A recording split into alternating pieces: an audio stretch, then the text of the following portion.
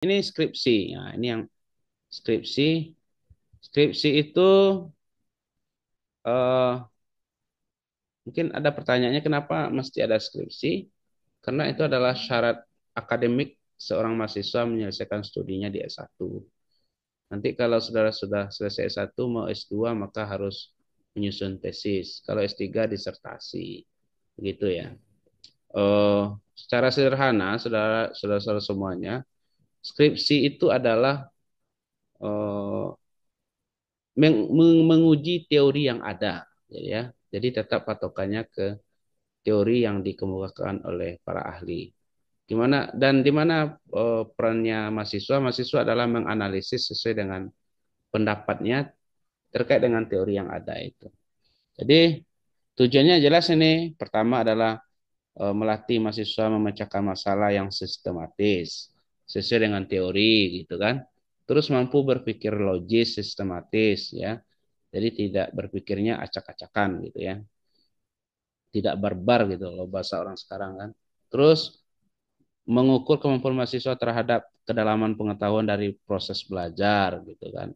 Ya, skripsi itu juga salah satu syarat akademik untuk memperoleh gelar sarjana. Salah satu syarat ya, bukan satu-satunya syarat gitu kan. Ada juga mahasiswa tuh yang ngomong, saya sudah selesai skripsi kok nggak bisa juga wisuda gitu kan. Padahal setelah dicek masih banyak nilainya yang kosong gitu kan. Karena proses perkuliahannya nggak benar juga gitu. Terus menguji kemampuan mahasiswa memecahkan masalah dan problema ilmiah gitu ya secara sistematis dan logis. Apa nih? Terus mendapatkan pengalaman berpikir ilmiah secara komprehensif. Terus melatih mahasiswa untuk mempertanggungjawabkan secara ilmiah atau hasil karya ilmiah dari skripsi. Jadi dari skripsi itu kita juga belajar bagaimana bertanggung jawab dengan apa yang kita buat, dengan apa yang kita tulis, kita mampu mempertanggungjawabkan secara ilmiah tetap tentang apa-apa yang ditulis di dalam skripsi itu. Terus terakhir mengembangkan ilmu, dan menyumbangkannya untuk perkembangan ilmu pengetahuan serta pembangunan agama, nusa dan bangsa gitu ya.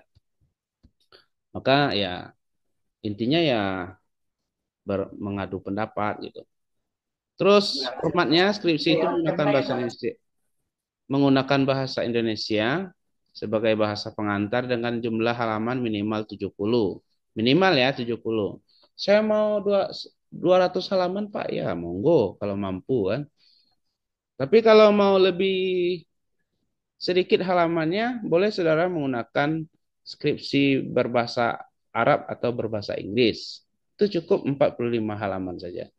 Saya mau skripsinya bahasa Inggris Pak, ya silakan. Tidak apa-apa. Itu cukup di 45 halaman saja. Terus jumlah referensi yang digunakan dalam penulisan skripsi minimal 25 referensi dengan terdiri dari 10 buku dan 15 artikel terbitan 10 tahun terakhir. Ya, itu minimalnya, bukan maksimal, minimal. Sekurang-kurangnya sebanyak itu, ya. Lanjut, ini format skripsi, ya. Jadi skripsi itu semuanya menjadi 5 bab, ya. Menjadi 5 bab. Bab 1 itu pendahuluan, bab 2 landasan teori, bab 3 metode penelitian, bab 4 hasil penelitian dan pembahasan, bab 5 penutup. Semuanya, apakah itu penelitiannya kualitatif, kuantitatif, atau studi literatur, eh, menggunakan 5 bab. Ya, yang sebelumnya kita hanya 4 bab, sekarang di 5 bab. Kenapa di menjadi 5 bab? Mungkin alasan sederhananya bahwasanya eh, dengan 5 bab ini kita ingin menonjolkan bahwasanya dalam penulisan skripsi itu yang utamanya adalah kegiatan penelitiannya, ya.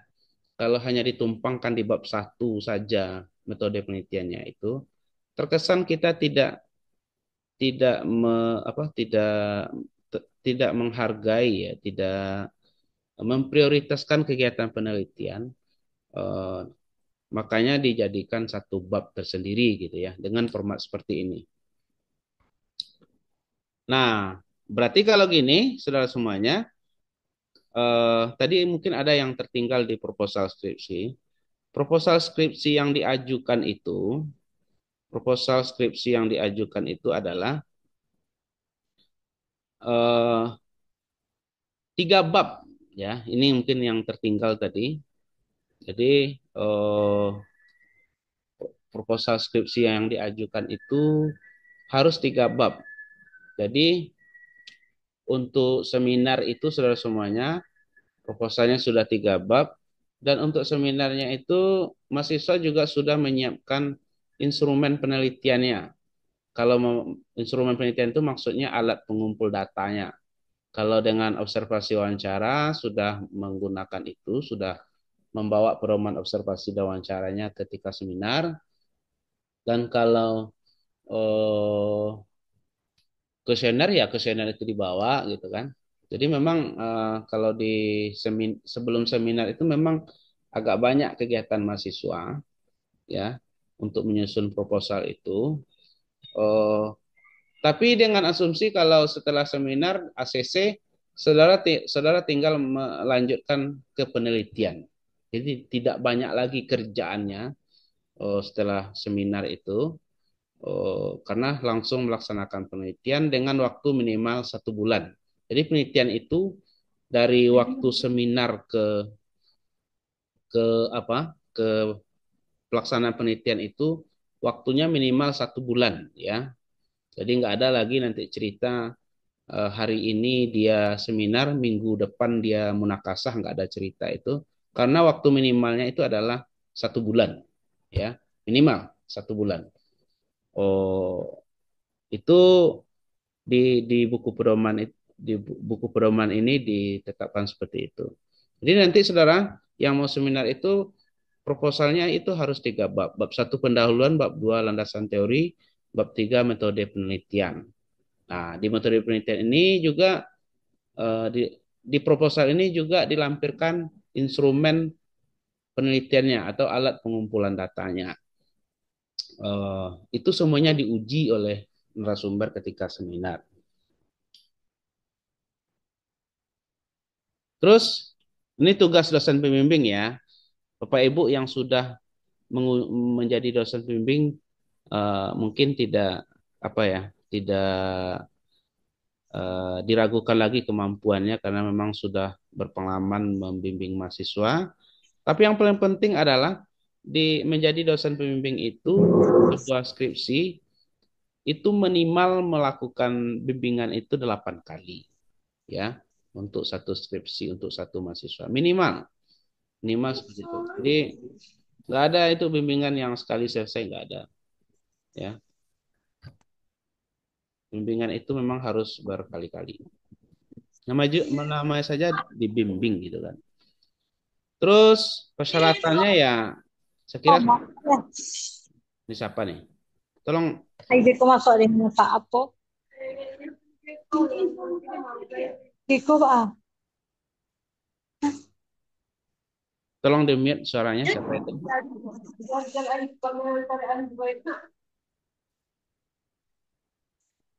Persyaratan dosen pembimbing itu saya kira tidak berbeda dengan persyaratan narasumber ya. Dan saya kira sama itu minimal asisten ahli S2 gitu ya. Terus ini tugas dosen pembimbing 1 ya. Dosen pembimbing 1 itu lebih mengarah kepada membimbing sistematika berpikir mahasiswa, mengarahkan pemilihan menggunakan teori serta alur berpikir mahasiswa, mereview metode penelitian, membimbing dan memonitoring pengambilan data, memastikan keabsahan data, mengarahkan pembahasan agar sesuai dengan identifikasi masalah, kerangka berpikir dan teori, memeriksa kesesuaian pembahasan dan teori, memastikan pertanyaan penelitian sudah terjawab. Itu ya, itu dosen pembimbing 1. Kalau kalau dosen pembimbing 2 Kan? Ini membimbing untuk penulisan akhir, memeriksa kesesuaian format penulisan agar sesuai kaidah penulisan ilmiah, membimbing dan monitoring pengambilan data, mereview metode penelitian, memeriksa plagiasi, memeriksa kesesuaian pembahasan dengan teori, memastikan pertanyaan penelitian sudah terjawab, gitu ya. Untuk dosen pembimbing 2. Jadi dosen pembimbing 1 itu tidak mengurus plagiasi skripsi, tapi ini diurus oleh dosen pembimbing 2. Terus pelaksanaan penelitian ya. Jadi mahasiswa yang melakukan penelitian itu adalah mahasiswa yang sudah seminar gitu ya. Dan proposal yang sudah diseminarkan itu sudah mendapatkan persetujuan ya. Jadi tahapannya gitu ya. Seminar dulu, setelah seminar proposal yang 3 bab tadi itu sudah di ACC oleh dosen pembimbing. Setelah itu, setelah di ACC baru mahasiswa mengurus surat izin penelitian ya. Jadi mungkin ini sekalian juga mengurus surat pembimbing ya, surat pembimbing skripsi. Terus penelitian dilakukan sekurang-kurangnya 30 hari dari tanggal surat izin penelitian. Ya, baik lapangan maupun labor maupun kepustakaan. Jadi 30 hari itu Bapak Ibu dan mahasiswa semuanya sesuai apa? Hitungannya itu dari tanggal surat izin penelitian itu. Terus selama pelaksanaan penelitian, mahasiswa selalu melakukan bimbingan dengan dosen yang dibuktikan dengan prom bimbingan skripsi. Ingat tadi, bimbingannya itu minimal 8 kali. 8 kali. Terus proses pelaksanaan penelitian di lapangan semuanya dikelola dan dilaksanakan oleh mahasiswa yang bersangkutan. Jadi, pure pelaksanaan penelitian ke lapangan itu adalah kegiatan mahasiswa dengan dibimbing oleh dosen pembimbingnya, gitu ya. Oke, lanjut. Oh, setelah penelitian selesai, maka hasil penelitian itu disusun dalam bentuk skripsi dan dilakukan pengujian. Pengujiannya itu dalam bentuk ada 2 macam, ada munakasah dan sidang yudisium. Kalau munakasah itu adalah proses pengujiannya, sedangkan sidang yudisium itu adalah proses pengumuman kelulusan mahasiswa. Ini mungkin Bapak Ibu dan mahasiswa semuanya eh, sesuai dengan buku pedoman ini mahasiswa yang sudah munakasah itu sebelum dilakukan wisuda maka harus ada namanya sidang yudisium. Apa itu sidang yudisium? Sidang yudisium itu adalah pengumuman kelulusan dan berapa nilainya. Makanya ketika munakasah itu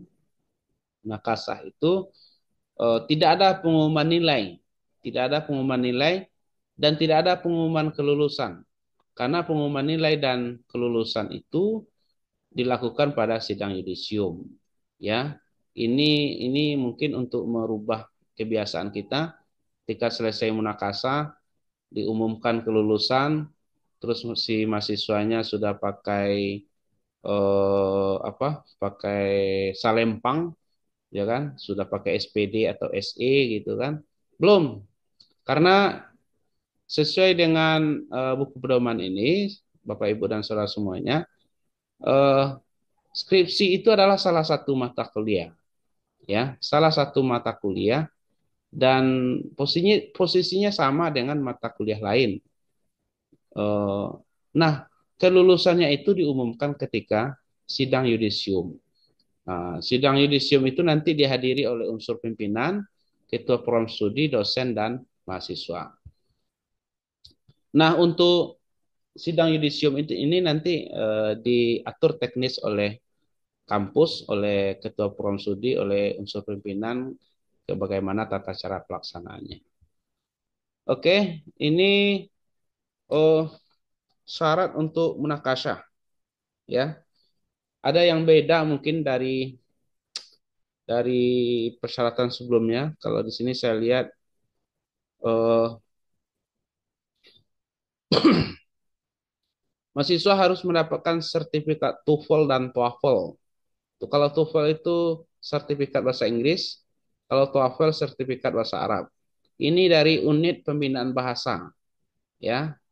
Saya berharap juga dari unit pembinaan bahasa sudah melaksanakan kegiatan ini untuk menunjang pelaksanaan buku pedoman ini. Karena setahu saya juga sudah dilakukan perencanaan bagaimana pembinaan bahasa Arab dan bahasa Inggris kepada mahasiswa.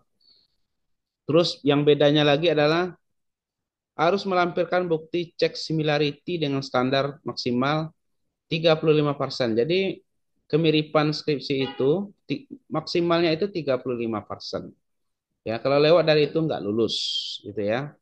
Bukti bimbingan skripsi itu sama dengan sebelumnya. Terus menyerahkan hard copy slide presentasi harus disediakan. Terus bedanya lagi adalah bukti bimbingan output skripsi dan menyerahkan dalam draft artikel publikasi. Jadi ini dipersyaratkan mahasiswa semuanya. Sebelum menakasa itu, saudara juga tidak hanya bimbingan skripsi, tetapi juga bimbingan artikel, draft artikel publikasi. Syukur-syukur nanti kalau dosen pembimbingnya juga mengarahkan skripsi ini langsung dipublish pada jurnal-jurnal yang ada, gitu kan. Terus juga ada telah mengambil mata kuliah skripsi di Siada. Ini mungkin bisa sudah dilakukan ya. Apalagi yang bedanya ya di situ kalau sertifikat PPL, bukti uji komprehensif, sertifikat kuliah kerja, ya itu mungkin sama ya dan sudah ada.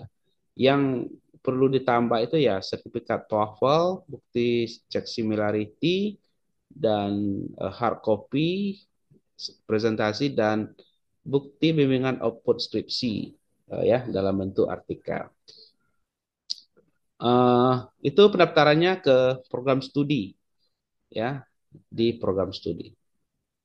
Terus ini munakasyah. Munakasyah itu adalah ujian terbuka dan bisa dihadiri oleh mahasiswa lain. Nanti munakasyah itu 4 pengujinya, 4 dosen ya. Dewan penguji terdiri ketua, sekretaris, dan penguji. Ketua sidang adalah pembimbing 1, sekretaris sidang adalah pembimbing 2. Sedangkan tim penguji terdiri dari penguji 1 dan 2 adalah dosen yang sesuai disiplin keilmuan, sedangkan penguji 3 dan 4 adalah pembimbing 1 dan 2. Jadi pembimbing saudara-saudara semuanya di skripsi ketika munakasa dia akan menjadi penguji 3 dan 4. Terus eh, ini sama semuanya. Eh, pakaian seperti ini. Ya, laki-laki memakai kemeja dan dasi, celana bahan dasar memakai sepatu. Itu untuk dosen, tim penguji kayak gitu. Pakai dasi juga bapak-bapaknya. Perempuan memakai pakaian basibah dan jilbab memakai sepatu. Mahasiswa memakai kemeja warna putih dan dasi, memakai jaket alma mater, celana bahan dasar, memakai sepatu kulit. Kopiahnya ada? Oh, nggak ada. Ya, boleh nggak pakai kopiah nampaknya. Terus perempuan memakai baju putih longgar dan rok melereng dan jilbab. Memakai jilbab warna putih, memakai sepatu kulit ya. Memakai jaket alma maternya ada? Ya. Lanjut, ini penilaian skripsi. Jadi skripsi yang akan diuji itu ada 2 tahap penilaiannya. Pertama dinilai sebelum munakasyah, ada 3 item. Metode penulisan, materi pokok, metode penelitian. Itu dinilai oleh sebelum munakasyah. Jadi Bapak Ibu Ketua Program Studi, skripsi itu jangan H-1 diserahkan ke dosen penguji, ya minimal 3 atau 4 hari lah ya, supaya bisa dibaca dan bisa dinilai sebelum munakasa. Terus ketika munakasa itu yang dinilai adalah kemampuan presentasi, kemampuan menjelaskan, keakuratan data, kemampuan menjawab, dan sikap emosi dan kesiapan. Ketika munakasa itu lebih banyak adalah yang dinilai adalah kemampuan saudara untuk memahami dan menguasai isi skripsi itu. Jadi skripsi itu tidak hanya tertulis di kertas, tetapi memang bisa dipahami dalam pikirannya, gitu ya. Dan ini format rekapitulasi nilai dari seluruh penguji. yang membedakan Bapak Ibu bahwasanya nilai ujian komprehensif itu juga menjadi salah satu item dari nilai skripsi gitu ya. Jadi kalau sebelumnya ujian kompre itu hanya sekedar ujian saja dan tidak ada gunanya ya hanya untuk ujian saja. Kalau sekarang tidak, nilai dari ujian komprehensif itu keseluruhan dari nilai itu akan menjadi nilai salah satu nilai akhir nilai dari skripsi. Skripsi yang lulus itu adalah minimal nilainya 65 atau B-min ya. Minimal B-min. Jadi kalau sudah dapat nilai B plus atau B tidak masih rendah itu skripsinya. Skripsi itu paling rendah ya amin lah ya, amin. Kalau kalau tidak dapat A ya amin. Nah, ini pengumuman kelulusan mahasiswa disampaikan pada sidang yudisium. Oke, sidang yudisium itu nanti di ya kegiatannya ya seperti seremonial pelepasan mahasiswa telah menyelesaikan masa studinya. Nanti dihadiri oleh unsur pimpinan, ketua forum studi, dan dosen. Itu dilakukan secara kolektif. Nanti teknik pelaksanaan yudisium ini diatur lebih lanjut dengan surat keputusan ketua. Jadi ya semuanya operasional nanti dengan pengumuman dan surat keputusan dari ketua. Nah, oke, output skripsi itu semuanya dalam bentuk artikel ya, publis pada jurnal yang sesuai dengan kedisiplinan keilmuan. Nanti proses penyusunan output skripsi ini dibuktikan dengan bukti bimbingan output skripsi.